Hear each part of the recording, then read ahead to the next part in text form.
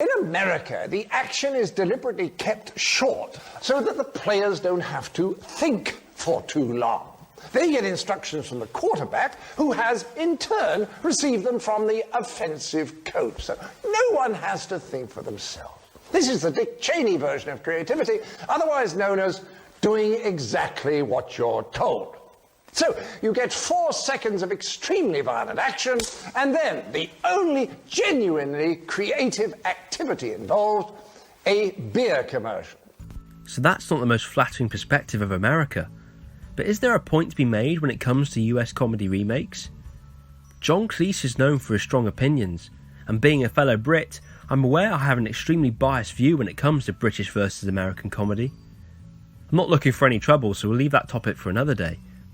Instead, this video is focusing on an interesting branch of that discussion: American remakes based on original ideas from the offensive coach, or rather, the British. Now, we can't talk about American remakes without mentioning the US office. By season 2, the show begins to move away from the UK original, and even portrays this with a subtle change in brighter lighting. At this point, it is well established as a show in its own right, and in every sense it is a brighter version of its British counterpart. Americans are more optimistic, and that's due to the fact that Americans are told they can become the next president of the United States. And they can. British people are told it won't happen to you.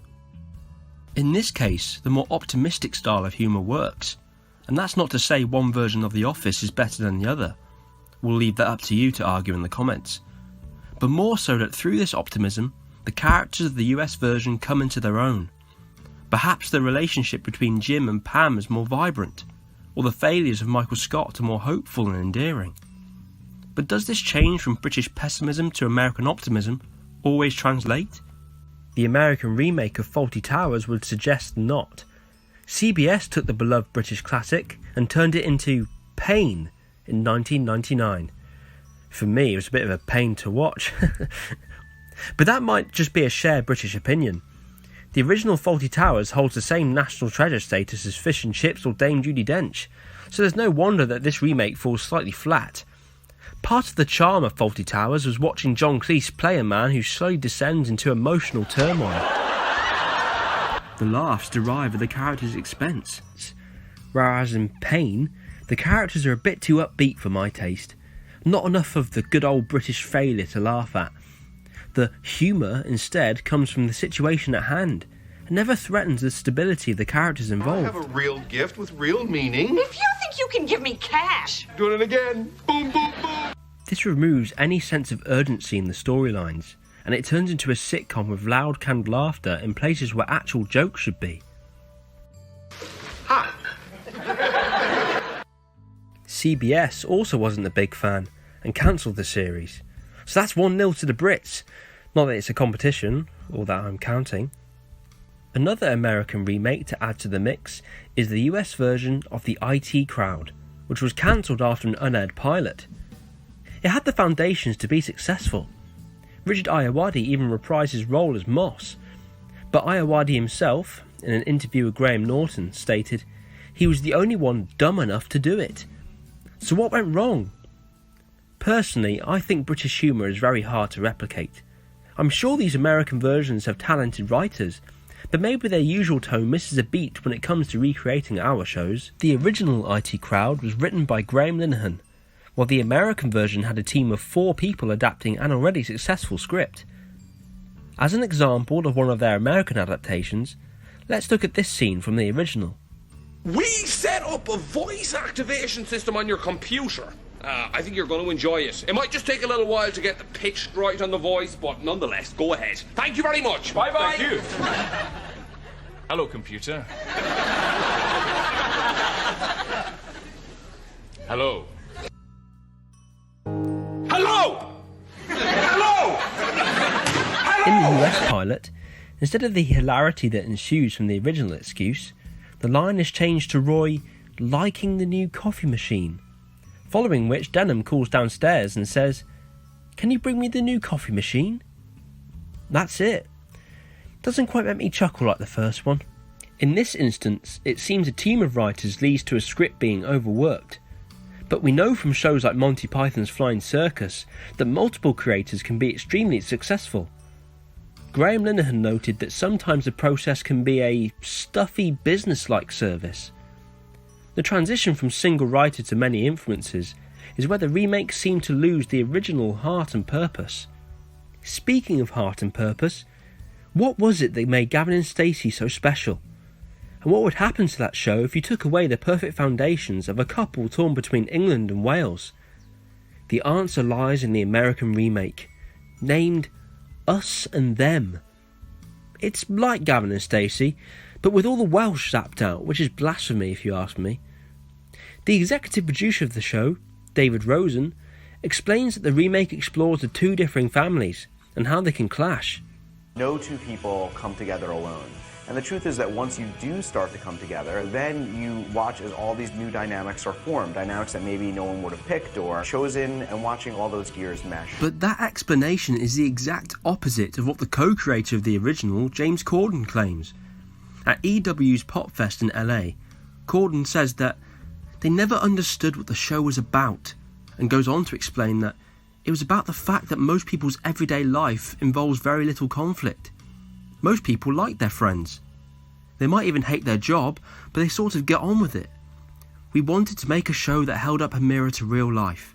American networks wanted there to be fights all the time. It's clear that it wasn't just the location shift between Pennsylvania and New York that caused this remake to be pulled after 6 unaired episodes.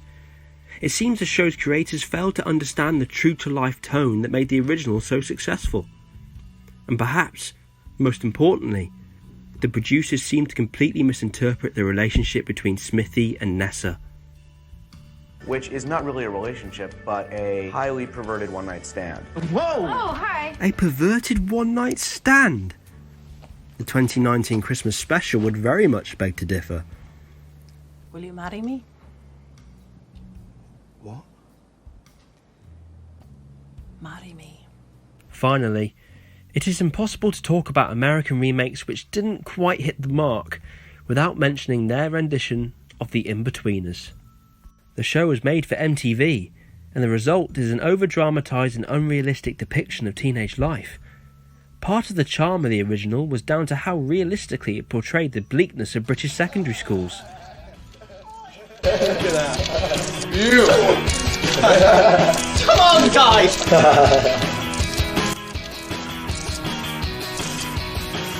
Whereas the American version sits more as a Diary of the Wimpy Kid film-like quality. And that's not even mentioning the odd placement of pop songs, making you question what the show was even trying to be. But perhaps the one thing Americans can't replicate is our language. The British version is renowned for being vulgar. Bus wankers!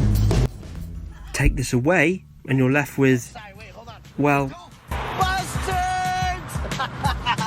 doesn't quite match up to the poetic stylings of the original, Jay. Maybe this was the reason it was cancelled after 12 episodes. So, what can we take away from all this? Other than the fact that the Brits did it better. What? Who said that? So let there be an end to it. No, but maybe the mistakes of these remakes come when they try too hard to be exact copies of the originals. Personally, I feel like these new versions don't quite work with an American slant. But perhaps that's because they're aimed solely towards a US audience. Maybe I'm just too British to understand. When it comes to American comedy, that's always the opinion I came back to. That their comedy just wasn't for me. Funnily enough, I hadn't given the US office a go before researching for this video, and now I'm 6 seasons in and eating my words ladle by ladle. In my opinion, The Office is most successful when it moved away from the original. It took the concept, but never tried too hard to be like the UK. The characters were all unique and funny in their own right.